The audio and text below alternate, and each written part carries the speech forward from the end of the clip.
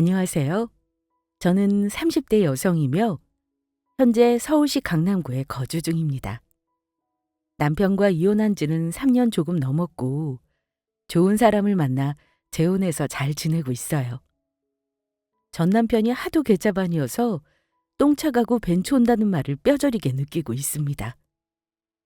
남편도 남편이지만 시모도 참 못됐거든요. 이렇게 좋은 인연을 만날 줄 알았으면 진작 이혼할 걸 하고 후회했네요.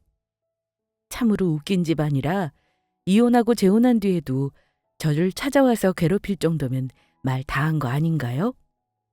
그럼 거두절미하고 본격적으로 전 남편과 시모에 관한 이야기를 시작하겠습니다. 전 남편과 저는 선을 통해서 부부의 연을 맺었어요. 저의 친정과 시댁은 사업하는 집안이었고 서로 사업에 도움이 되는 파트너로서의 역할을 톡톡히 하게 되었습니다.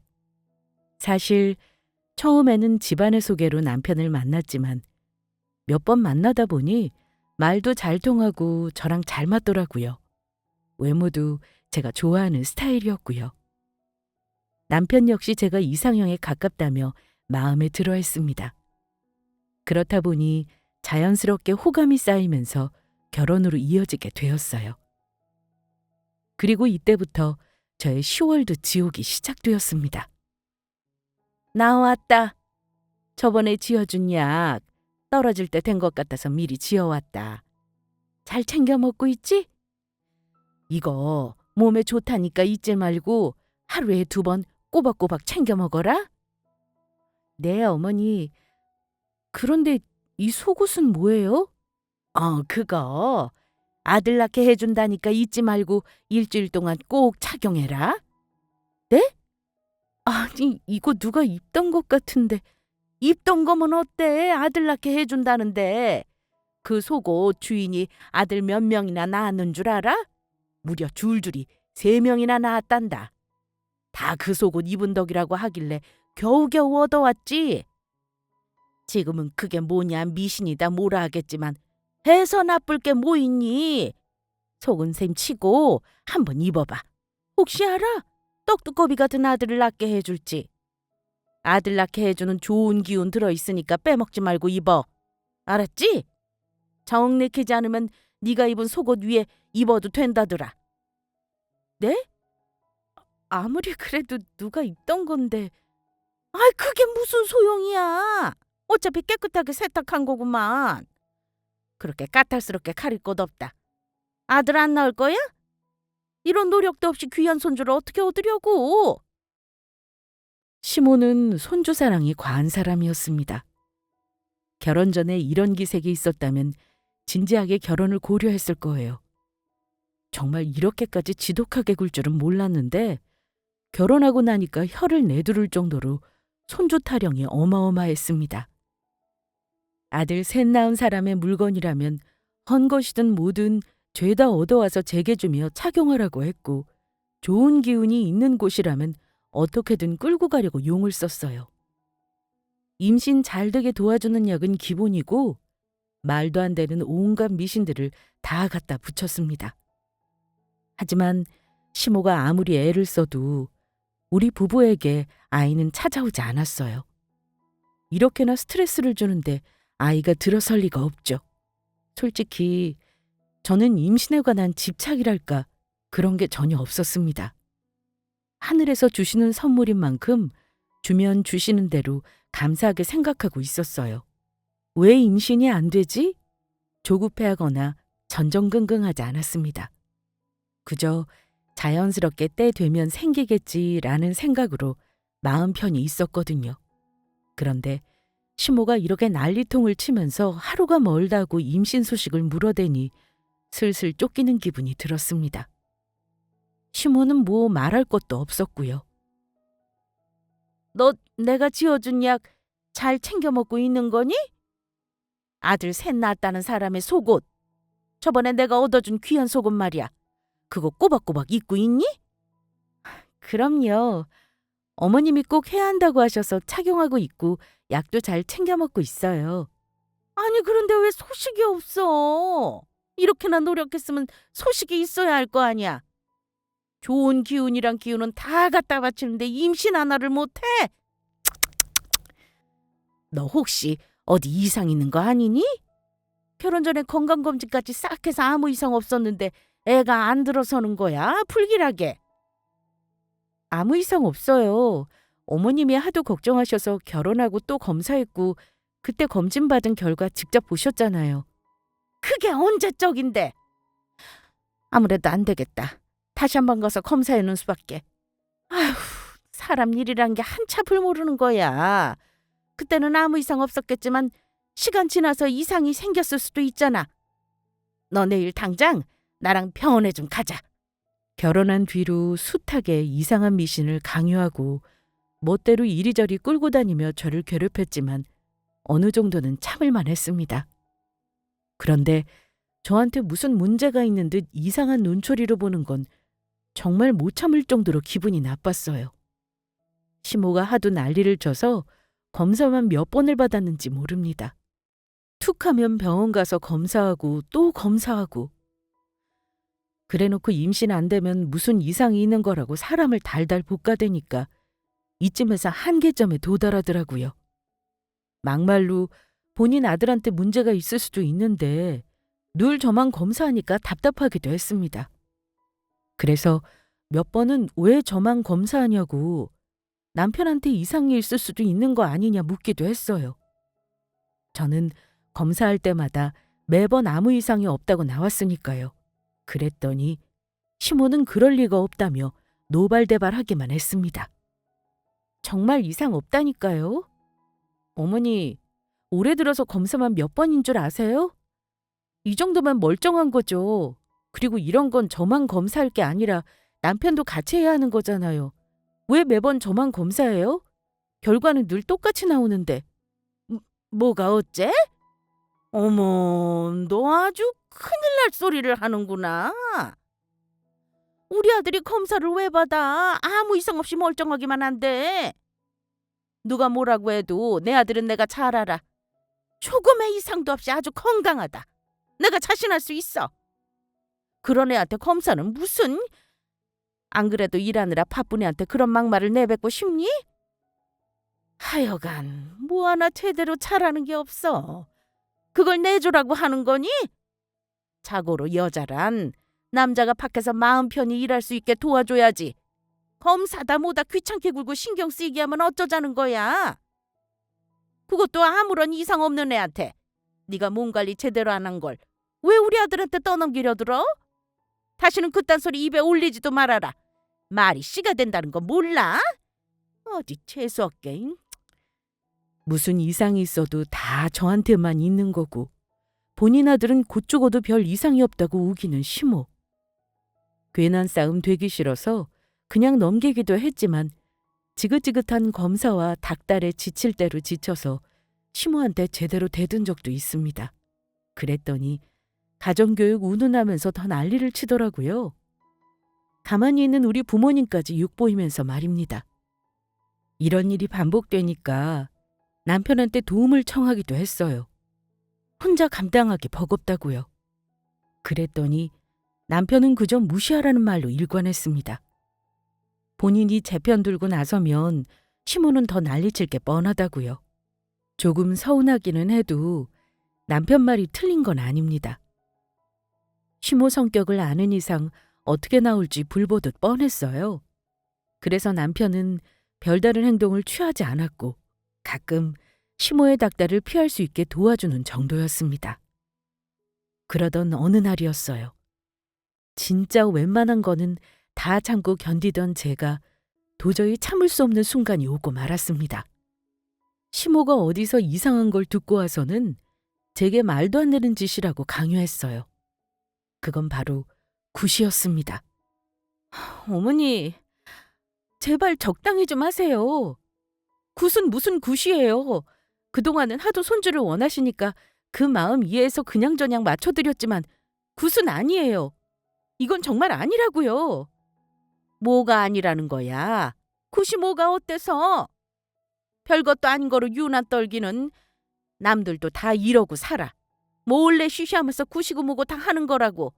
너 돈 많은 사람들이 몰래 점 보러 다니는 거 모르니? 그리고 거기가 얼마나 용한 곳인데. 아니 둘이 아무 이상이 없는데 애가 안 들어서니까 이상하잖아.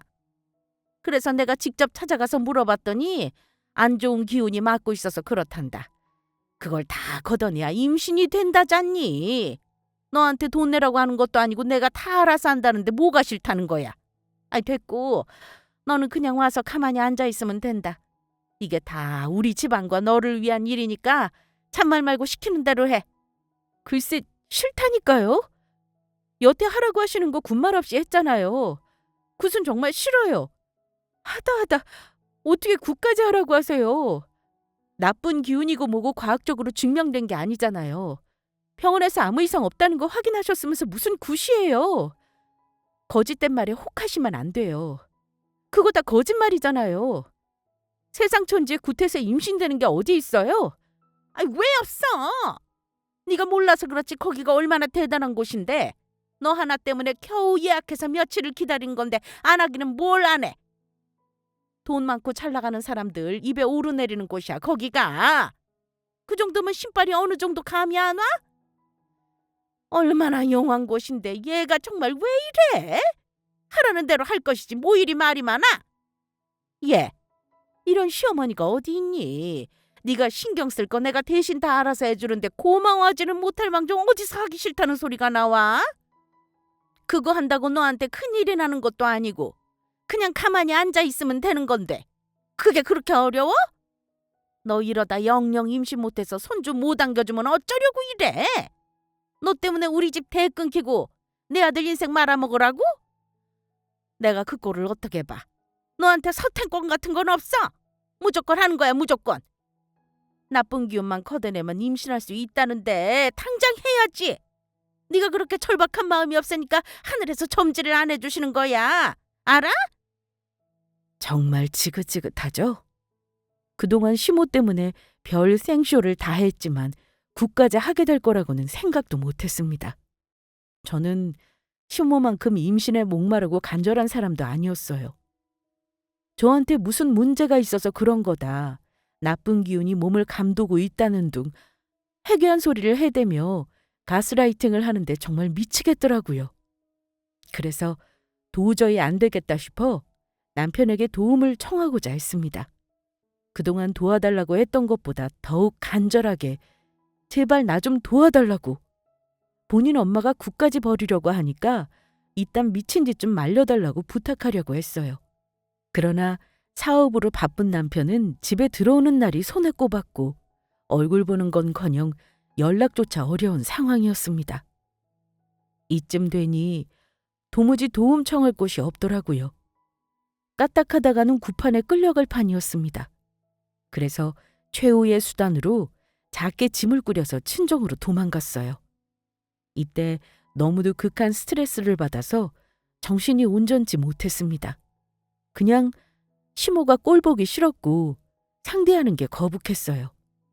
그래서 안 보고 지내고 싶었습니다. 도망이 최선은 아니었지만 저한테 남은 방법이라고는 이것밖에 없었어요. 제가 친정으로 도망간 걸 알게 된 시모는 전화로 당장 오라고 소리를 고래고래 질렀습니다. 너 이게 뭐하는 짓이냐? 굿하러 와야 할 내가 사돈댁에 가면 어쩌자는 거야? 내가 부정타니까 집에 잠자코 있으라고 했냐 안 했냐? 얼마를 주고 어렵게 잡은 굿인데 이게 지금 뭐 하자는 거야? 아 됐고 우선 와라. 곧 있으면 굿 시작이니까 당장 튀어와. 어머니 저 거기 안 가요. 말씀드렸잖아요. 굿할 생각 없다고. 제 의견 무시하시고 어머님 마음대로 잡으셨으니 알아서 하세요. 저는 모르는 일이에요. 뭐? 이게 아주 미쳤구만. 너 진짜 큰일 치르는 거 보고 싶어? 이러다 애 못 낳는다고 쫓겨나는 수가 있어. 이혼당하고 망신 한번 당해볼래? 마음대로 하세요. 그렇게 이혼당하거나 굿한 거 소문나서 망신당하나 매한가지거든요. 어머님 이러시는 거 사람들이 모르는 줄 알아요? 임신을 하고 닥달하는 시어머니인 거 다들 알고 있어요. 모임 나갈 때마다 저를 보는 사람들의 시선이 어떤 줄 아세요? 어머님이 하도 이 난리를 치니까 애도 못 갖는 불임인 줄 안다고요. 왜 제가 그런 취급을 받아야 해요? 왜 불쌍하다 딱하다는 눈빛을 받아야 하냐고요. 뒤에서 수군거리는 것도 지긋지긋하고 어머니의 말도 안 되는 미신에 협조하는 것도 진짤머리가 나요. 이제 다 그만하고 싶어요. 참나. 이혼이라도 하겠다 뭐 이거니? 네 주제에 가당치도 않지. 애도 못 낳는 게 어디서 이혼을 들먹여. 네가 이혼하는 게 아니라 이혼 당하는 거야. 애를 잘 놓기를 해. 시어미 말을 잘 듣기를 해. 뭐 하나 제대로 하는 것도 없으면서 너 같은 건 이혼당해도 싸다. 못 참겠기에 이혼까지 생각하고 있다고 말하니까 시모는 오히려 더 날뛰며 마음대로 해보라고 큰소리쳤습니다. 애도 못 낳고 시어미 말도 안 듣는 며느리 따위 필요 없다면서요. 이참에 저 치우고 다른 며느리 얻으면 그만이라고 아무렇지 않게 말했습니다.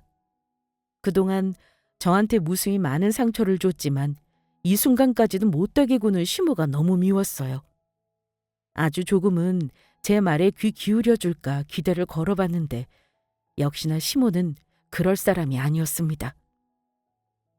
지칠 대로 지친 저는 남편과의 이혼을 확정지었습니다.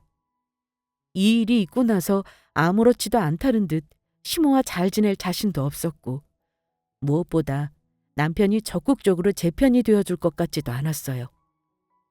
일 때문에 바빠서 얼굴도 제대로 못 보고 연락도 못 하는데 어떻게 든든한 울타리가 되어줄 수 있나요? 결국 못 견디고 이혼을 전하게 되어 미안했지만 그래도 어쩔 수 없었습니다. 이것 말고는 별다른 방법이 없었으니까요. 또 남편에게 미안한 마음도 있었지만 원망스러운 마음도 없지 않았어요.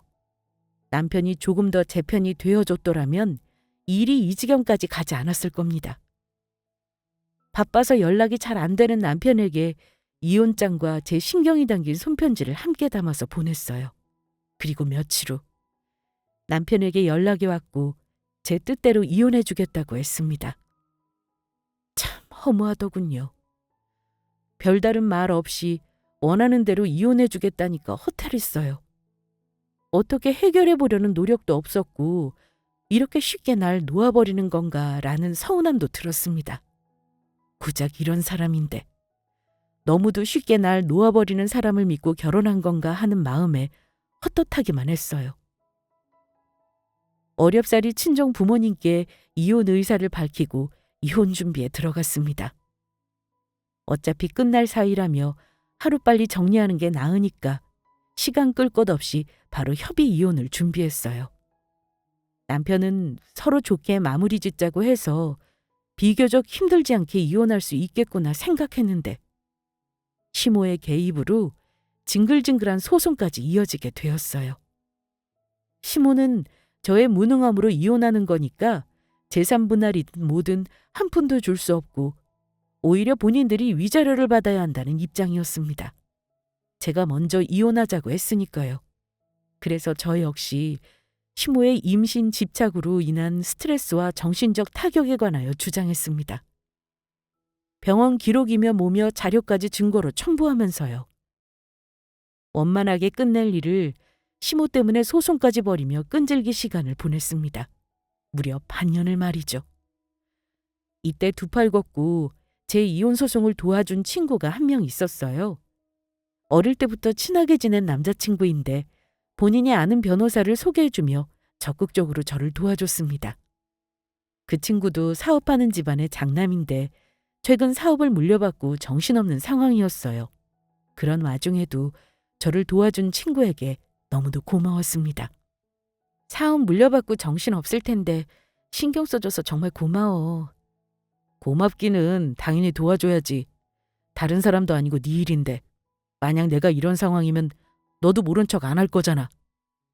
그래도 이렇게 시간 들여서 신경 써주는 게 보통 일이 아니잖아.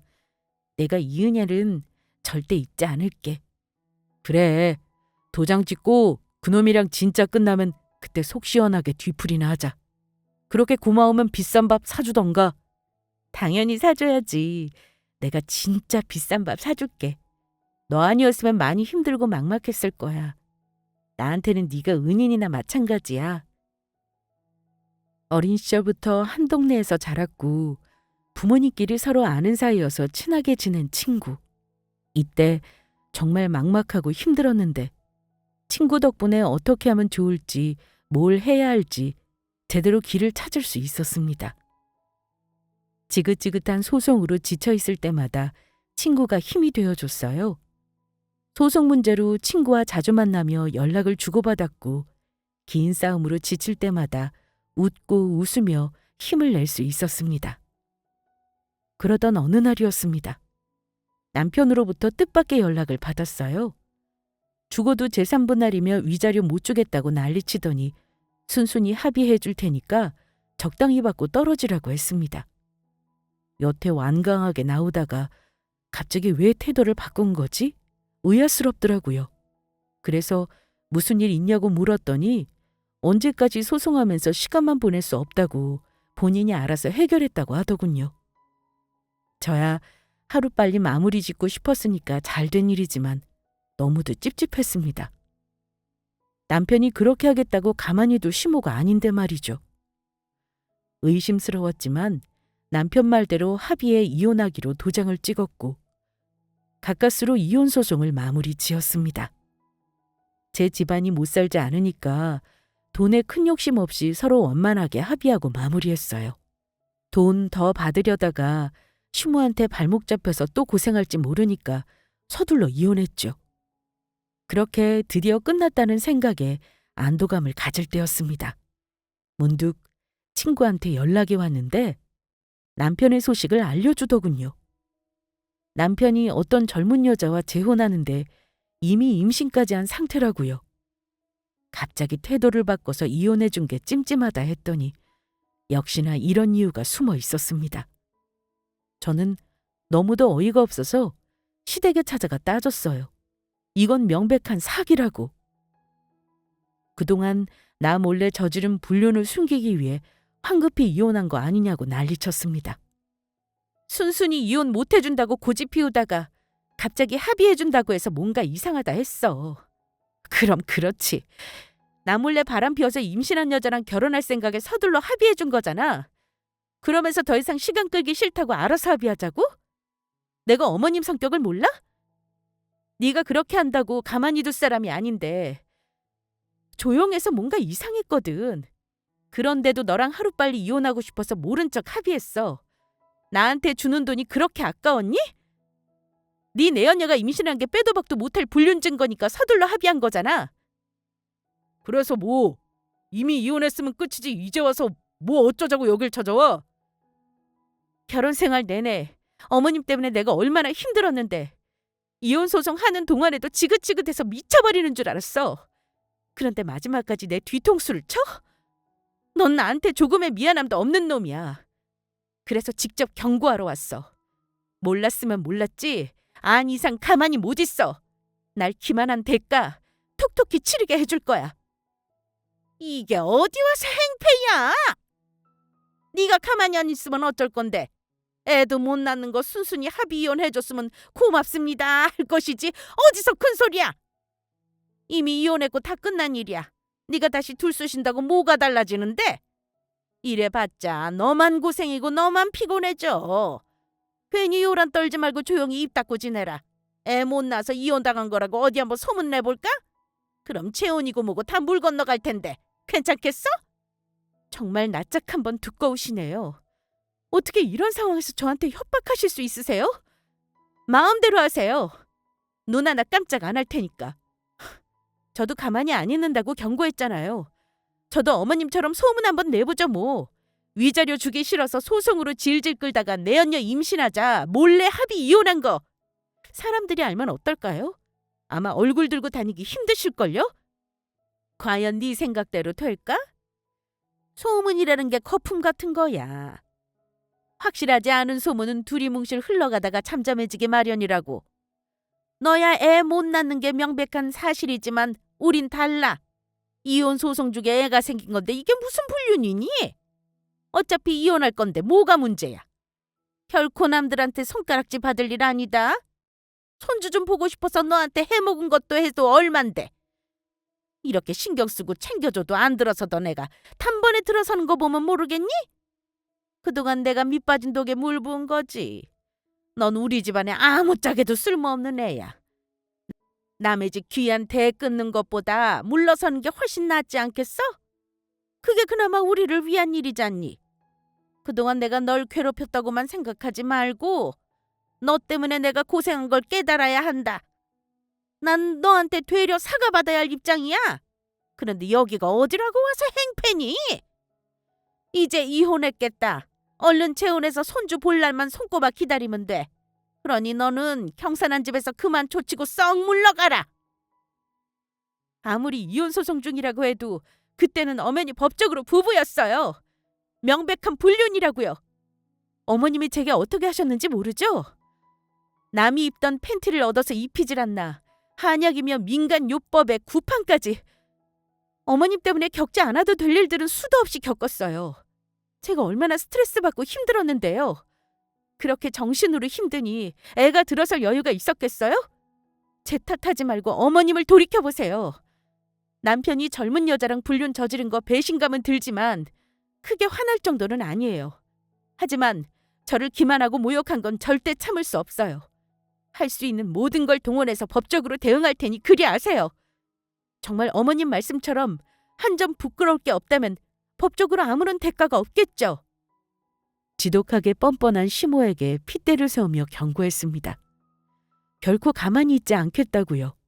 이날 심적으로 큰 충격을 받고 너무 힘들어서 친구를 만나 술 한잔 했어요. 제 이야기를 다 들은 친구는 본인 일처럼 펄쩍 뛰며 같이 화를 내줬습니다. 그런 집안과 이혼하기를 100번 1000번 잘했다고. 아무리 이혼 소송 중이었어도 불륜이 정당화될 수 없다며 실컷 괴롭히다가 헌시짝 버리듯 버리는 게 사람이냐고 가만히 있지 말라더군요. 그러면서 저번처럼 변호사를 연결해 줄 테니 증거 다 모아서 소송하자고 했습니다. 본인이 동원할 수 있는 모든 인맥을 총동원해 보겠다면서 든든한 힘이 되어줬습니다. 이혼 소송할 때도 그렇고 이번 일도 친구에게 많이 의지하게 됐어요. 아무래도 전보다 자주 만나고 연락하다 보니 의지하게 되고 없던 감정이 막 싹트기 시작했습니다. 그 호감이 점차 불어나서 나중에는 서로의 마음을 확인한 뒤 연인 사이로 발전했죠. 그러다 하루는 제가 임신했다는 사실을 알게 되었습니다. 임신이라고? 그게 정말이야? 테스트기 해보니까 2줄 나왔거든. 병원도 갔다 오는 길이야. 임신 맞대. 친구에서 연인 사이로 발전한 우리 둘은 뱃속에 생긴 값진 선물에 결혼을 결심했습니다. 남자친구는 당장 책임지겠다고 했고 저는 잠시 망설였어요. 임신한 사실에 놀란 것도 있지만 이혼한 지 1년도 채 안 됐는데 이래도 되나 하는 생각이 들었거든요. 물론 전 남편은 이혼 소송 중에 불륜을 저질러 이혼하자마자 재혼했지만 저는 이렇게 빨리 재혼하게 될 줄은 생각도 못했거든요. 그래서 잠시 망설여졌지만 프로포즈를 받을 때 진심을 담은 편지에 결혼을 승낙했습니다. 이 남자라면 결혼을 후회하지 않겠다는 확신이 들었거든요. 그렇게 우리는 결혼했고 건강한 아들까지 낳아서 행복한 가정을 꾸려나갔습니다. 눈에 넣어도 안 아픈 아이와 든든한 남편의 사랑을 받으며 하루하루 행복한 삶을 살았어요. 그러다 한 번은 남편에게서 전 남편에 관한 소식을 듣게 되었습니다. 글쎄, 재혼한 여자한테 제대로 뒤통수 맞고 이혼했다더라고요. 나중에 알고 보니 전 남편의 아이가 아니었다고 했습니다. 거기다 사업도 어려워져서 길거리에 나앉을 판이라고 했어요. 하필 남편이 운영하는 사업체가 전 남편의 사업과 연결되어 있었거든요. 제가 이혼하기 전에 양측 회사가 계약한 게 있었습니다. 그래서 전 남편의 소식을 들을 수 있었죠. 죄 지은 만큼 벌 받았다는 생각에 고소하기만 했어요. 그렇게 하늘이 저 대신 복수해 준 것 같아 기분이 좋았습니다. 그러던 어느 날이었어요. 하루는 집에서 아이를 돌보며 집안일을 하고 있는데 초대하지 않은 불청객이 저를 찾아왔습니다. 누구냐고요? 바로 전 시어머니였어요. 여긴 어떻게 알고 오셨어요? 알고자 마음먹으면 못 알아낼 게 없어. 그나저나 애는 어디 있니? 우리 아들이요? 갑자기 쳐들어와서 우리 애는 왜 찾으세요? 아무래도 네가 낳은 아들이 내 손주인 것 같아서 직접 보러 왔다. 애 어디 있니? 안방에 있구나. 시모는 무턱대고 집을 둘러보더니 안방으로 휙 들어갔습니다. 그리고는 곤히 잠든 아기의 얼굴을 뚫어져라 쳐다봤어요. 지금 이게 뭐 하는 짓이에요? 이렇게 보니까 확실히 알겠네. 얘 우리 아들 자식 맞아. 내 손주가 맞다고. 미쳤어요? 어머님 아들과는 조금도 관련이 없어요. 확실하게 우리 아이라고요. 말도 안 돼. 이렇게나 닮았는데 내 손주가 아니라고? 눈이며 코며 우리 아들이랑 판박이잖아. 내가 곰곰이 생각해보니까 이상해서 안 되겠더라. 이혼한 지 얼마나 됐다고 재혼한 것부터 이상하다 싶었어. 우리 손주 가르치려고 되는 대로 만나서 결혼한 거지? 이런다고 내가 모를 줄 알아? 글쎄 어머님 손주 아니라고요.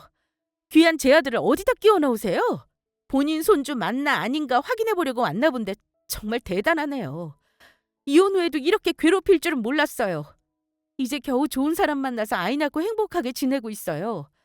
더 이상 보기 싫은 어머님 얼굴 보면서 그 집안과 엮이고 싶지 않아요. 피 한 방울도 안 섞인 우리 아들 눈독 들이지 말고 이만 나가세요. 어머님은 이미 귀한 손주 있으시잖아요. 아, 아니다. 손주인 줄 알고 냉큼 이혼시키고 재혼했는데 어머님 손주가 아니었죠? 한동안 소문이 많이 돌았거든요. 그렇게 손주 타령하다가 제대로 뒤통수 맞으셨네요. 들어보니 사업도 엎어질 판이라던데 여기서 이렇게 태평하게 있을 여유 없지 않나요? 쓰러져가는 회사 어떻게든 살려보려고 발이 불이 나도록 뛰어다니셔야죠. 그래서 이렇게 찾아온 거 아니야. 아무리 봐도 얘는 우리 아들이랑 너무 닮았어. 친자검사 해보나 마나 내 손주임이 틀림없다. 우리도 잘한 거 없으니 지난 일 다 용서하고 넘어가 주마. 다시 며느리로서 받아줄 테니까 이혼하고 돌아오렴. 그럼 쓰러져가는 회사고 뭐고 다 해결될 거 아니니. 너희 집안이랑 다시 사돈 맺으면 바꿔 쓰더니 우리를 나몰라라 하시겠어? 꿈도 야무지네요. 누가 이혼하고 그 집으로 다시 들어간대요? 미치지 않고서야 어머님 며느리를 왜 또 해요? 해방되어 이렇게 좋은데. 우리 아이가 어머님 손주일 리도 없는데 괜한 억지 부려서 상황 모면하려고 하지 마세요. 이런다고 해결되는 거 아무것도 없어요. 이럴 시간에 여기저기 구걸이라도 하는 게 더 낫지 않겠냐고요. 됐고 더 이상 이런 미친 소리 듣고 싶지도 않아요. 제가 전 남편의 아이를 낳았다고요? 말이 되는 소리를 해야지. 이런 오해받는 것조차 불쾌하니까 경찰 부르기 전에 당장 나가요. 발끈하는 거 보니까 내 말이 맞나 보네. 솔직하게 말해봐. 우리 손주 맞지? 내 손주도 아닌데 저렇게 닮은 게 말이 돼? 도대체 어디가 닮았다는 거예요? 조금도 닮은 구석이 없는데. 지금 남편이랑 저 사이에서 나온 아이예요. 저한테 사과할 거 아니면 쓸데없는 소리 하지 말고 돌아가세요. 저한테 애도 못 낳는 쓸모없는 물건이라고 막말하셨잖아요. 근데 저 보란듯이 아이 낳았어요. 이 정도면 이제 아시겠죠? 저한테 문제가 있었던 게 아니라 어머님 아들한테 문제가 있었다는 거. 지난날 저한테 상처 주신 거 사과하실 거면 하세요. 더 이상 얼굴 마주보고 싶지 않지만 그 정도는 들어드릴게요. 사과 말고 다른 말은 들을 생각 없으니까 쫓겨나기 전에 사과하든지 제 발로 걸어나가든지 결정하세요. 이것 봐라. 안 보던 사이에 더 독해졌네. 이렇게 나온다 이거지? 좋아 그럼. 말이 안 통하니 직접 네 남편을 찾아가는 수밖에. 가서 네가 내 손주를 낳았다고 할 거다. 그럼 네 남편이랑 네 사이는 틀어지겠지. 정말 그렇게 생각해요? 그 말도 안 되는 거짓말에 우리가 흔들릴 것 같아요? 잔잔한 물에 돌 던지면 어떻게 되는 줄 모르니? 두고 봐라. 네 남편이 어떻게 나오나. 나는 내 손주 본 이상 이대로 포기 못한다. 친자검사 요구할 거니까 그렇게 알아라. 아니 받아줄 때까지 조용히 네 발로 들어오면 얼마나 좋니? 꼭 검사까지 하고 네 남편이랑 안 좋게 헤어져야 속이 시원해? 미쳐도 단단히 미쳤군요. 어머님이 무슨 자격으로 친자검사를 요구한다는 거죠? 집안 다 망해가는 마당에 명예훼손으로 큰일 치르고 싶으세요? 그래요. 어디 한번 제 남편한테 찾아가서 말해보세요. 저는 한 채의 거짓도 없으니까. 시모는 갑자기 찾아와서 제 아들을 본인 손주라고 우겨댔습니다. 아니라고 그렇게 말해도 들을 생각도 안 했어요. 임신한 며느리의 뱃속에 본인 손주가 들어있다고 철석같이 믿었는데 그게 아니니 단단히 충격받은 모양이었어요. 그래서 제 아들이 본인의 손주라고 고집 피우는 듯 했습니다. 그래서 더 화가 나더군요. 날 무시하는 것도 모자라서 내 아들까지 손에 쥐고 마음대로 휘두르려고 하는구나 확 열을 받았어요.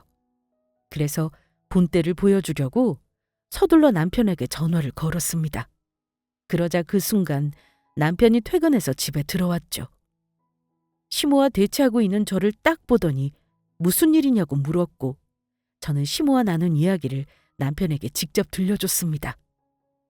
그게 무슨 미친 소리입니까? 제 아들을 두고 손주라뇨. 그렇게나 괴롭혔으면 됐지 아직도 이 사람이 만만합니까? 아무래도 안 되겠네요. 일의 감정을 반영하기 싫어서 공과 사는 철저히 구분하려고 노력했는데 당신 같은 사람은 용서가 안 됩니다. 제가 누군지 모르죠? 하긴 아드님이 하는 사업에 관여하지 않으니 제가 누군지 모를 겁니다. 잘 들으세요. 저는 아드님 사업체와 계약한 회사의 대표예요. 다들 등 돌린 상황에서 회사 제품 자체만 보고 거래하는 유일한 거래처라고요.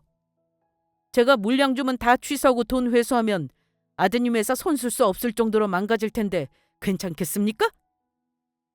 뭐? 아니, 당신이 그럼... 얼마 전까지만 해도 제발 본인 좀 살려달라고 아드님이 제 앞에서 무릎까지 꿇었습니다. 그런데 그걸 엄마란 사람이 다 망가뜨리네요. 제가 그 인간이 예뻐서 거래한 줄 압니까? 아무리 인간 말종이지만 회사 제품만큼은 나쁘지 않았습니다. 제가 거래 끊어버리면 그 밑에서 일하는 직원들은 오갈 데가 없어지는데 딱하다 싶어서 은혜를 베푼 거예요. 그런데 그것도 모르고 이런 식으로 사람을 모함하면 안 되죠. 이래서 사람은 마음을 곧게 써야 하는 법입니다. 오늘부로 거래 중지할 테니 그리 아세요. 이게 대체 무슨 일이야? 네가 어떻게 잘 나가는 기업 대표랑 결혼할 수 있어? 세상에 이런 법이 어디 있니? 이혼하고 우리 집은 다 기울어져 가는데 왜 너만 떵떵거리며 행복하게 사냔 말이야. 세상 참 불공평하다. 내가 뭘 그렇게 잘못했다고. 시모는 반실성한 사람처럼 울다가 웃으며 힘없이 우리를 지나쳐 나갔습니다. 그리고는 나중에 전 남편과 함께 남편을 찾아와서 무릎 꿇고 제발 살려달라고 싹싹 빌었어요. 본인이 저지른 일로 사태가 심각해지니까 마지못해서 악어의 눈물을 흘리며 용서를 구했습니다. 하지만 그런다고 소용없었어요. 우리 부부는 시모가 어떤 사람인지 너무도 잘 알고 있었습니다. 그동안 남편은 전 남편 사업체에서 일하는 직원들이 불쌍하다며 아량을 베풀었어요. 그러나 더는 봐줄 수 없다고 딱 잘라 선을 그었습니다. 이렇게 몰상식한 사람들과 엮이고 싶지 않다면서 경찰을 불러 둘을 내쫓았어요. 그 일이 있고 나서 전 남편의 회사는 완전히 망했다고 들었습니다. 남편의 회사와 거래하면서 제법 큰돈이 오갔던 터라 타격이 심한 모양이었어요. 그 뒤로는 어떻게 지내는지 모릅니다. 이 바닥에서 끝난 상황이라 소식이 뚝 끊겼거든요. 아마 비참한 인생을 살고 있지 않을까 예측해 볼 뿐이에요. 한 번만 더 찾아오면 법적으로 강력하게 대응할 거라고 으름장을 놓으니 그 뒤로 우리 부부를 찾아오지 않았습니다. 지금 생각해보면 정말 지은 만큼 벌을 받은 것 같아요. 이렇게 손주 타령하면서 애먼 저를 잡더니 시모 눈에서 피눈물 나는 상황을 맞이했습니다. 그러나 시모는 이번 일로 큰 깨달음을 얻거나 반성 같은 건 안 할 거예요. 죽어라 저를 원망하고 저주할 게 뻔합니다. 본인이 저지른 죄는 생각도 안 하고요. 그러거나 말거나 저는 그들을 무시하면서 제 삶을 행복하게 살아나갈 겁니다. 참, 남편은 전 남편의 사업체에서 일하던 직원들을 채용했어요. 다 책임지지는 못했고 일부 직원만 채용했습니다. 나머지 직원들은 아는 사업체에 들어갈 수 있도록 자리를 마련해 주기도 했고요. 정말 좋은 사람이라는 걸 알고 있었지만 이때 또 달라 보이더라고요. 남편의 따뜻한 마음과 책임감이 정말 멋지고 대단하다는 생각이 들었습니다. 이렇게 귀한 사람을 만나기 위해 힘든 순간들이 있었던 거로 생각하고 있어요. 추운 겨울이 지나간 뒤 꽃이 피는 것처럼 말입니다.